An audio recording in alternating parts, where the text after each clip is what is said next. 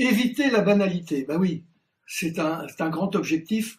Il y a un très grand chef d'entreprise qui est Jack Welch, l'iconique patron de General Electric pendant une bonne dizaine d'années, qui a écrit tout un livre sur ce qu'il appelle la débanalisation. Éviter d'être banal. Et il dit il y a deux manières d'éviter d'être banal. Il y a une première manière qui consiste à être différent, à rajouter des services qui sont perçus comme de vrais services par les clients, à ajouter des fonctionnalités, à créer une marque peut-être. Et Jack Welch, il a une expression amusante pour décrire ça, il dit « Si vous faites ça, les clients vous seront attachés comme avec de la colle. » Et puis l'autre manière de se débanaliser, c'est d'avoir une offre extrêmement compétitive en prix.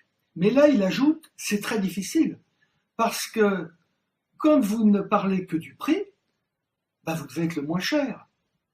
Et à force de vouloir être le moins cher, on baisse ses prix, et si on n'a pas le business model qui est adapté, eh bien, on finit dans le mur. Et donc, ce que dit Jack Welch, qui est vraiment extrêmement pertinent pour la définition de la stratégie d'une entreprise, c'est différenciez-vous, et il y a des milliers de manières de se différencier, et on en verra des exemples pratiques tout à l'heure. Si vous ne pouvez pas vous différencier, essayez d'être très compétitif en prix, mais là c'est très difficile. Pourquoi c'est très difficile? Parce que l'entreprise traditionnelle, l'entreprise historique, l'entreprise qui existe depuis longtemps, elle a une culture, elle a des actifs, elle a des processus, souvent elle a beaucoup de complexité. Donc elle ne va pas réussir à être aussi compétitive que le nouvel entrant qui arrive, qui n'a pas de culture, qui n'a pas d'a priori, qui n'a pas de processus complexe et qui va faire des choses très très simples. Et donc pour une entreprise traditionnelle, essayer de se positionner sur la compétitivité prix, c'est extraordinairement difficile. C'est moins difficile de se positionner sur la différence, mais attention, c'est pas facile.